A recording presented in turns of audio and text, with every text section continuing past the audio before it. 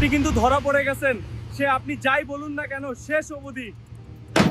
শেষ অব্দি Samsung Galaxy S26 কেনার কথাই ভাবছেন। কেন কিনবেন এই প্রশ্ন যদি করেন তাহলে তো এবার হাটে হাঁড়ি ভাঙতেই হবে। 5টা পয়েন্ট বলছি, মিলিয়ে দেখুন। প্রথমত, এরকম কম্প্যাক্ট হ্যান্ডি ফোন, অথচ আগের বারের থেকে ডিসপ্লের সাইজ বড় হয়েছে, 6.1 থেকে 6.3 ইঞ্চি হয়ে গেছে। এক হাতে ইউজ করার জন্য পারফেক্ট ফোন। দ্বিতীয় পয়েন্ট অবশ্যই ফোনের ক্যামেরা। ন্যাচারাল ফটো আসছে, ফ্রন্ট আর রেয়ার দুটো ক্যামেরা দিয়ে নাইটোগ্রাফি করা যাচ্ছে। এর বাইরে অ্যাকশন ভিডিওর জন্য হরাইজন্টাল লক দুর্ধর্ষ ফিচার। এমনকি এই ছোট্ট ফোনে আপনি এবার লগ ভিডিও তুলতে পারবেন। তারপরও মন না ভরলে 5খানা লাট রয়েছে। 3 নম্বরে বলবো ক্যামেরা এআই এর কথা। বেস্ট ক্যামেরা এআই ফিচার্স আছে, ফটো অ্যাসিস্ট তো আছেই, তার সাথে সাথে ক্রিয়েটিভ স্টুডিও আর ডকুমেন্ট স্ক্যান করার জন্য ইন্টেলিজেন্ট ডকুমেন্ট স্ক্যানার। তবে দাঁড়ান, ক্যামেরা এআই এর বাইরেও গ্যালাক্সি এআই আছে আবার বসে, সেটা 4th পয়েন্ট। অটোফিল এবং এআই সিলেক্ট করার অপশন পাচ্ছি। আর প্রিয় সার্কেল টু সার্চ আরো ভালো হয়ে গেছে। Circle and search entire screen এইসব ফিচারও এসে গেছে। এছাড়া স্যামসাং এর নাও বার আরো এনহ্যান্সড হয়ে গেছে, নাও ব্রিফ রয়েছে, এমনকি নোটিফিকেশনের জন্য ইন্টেলিজেন্স হাজির। এছাড়া ফাইন্ডার রয়েছে, পার্সোনাল অ্যাসিস্ট্যান্টের মতো কাজ করে দেবে এআই কল স্ক্রিনিং। আর স্যামসাং এর নিজস্ব ব্রাউজার, তার তো গল্পই আলাদা। এবং লাস্ট 5th পয়েন্টে বলবো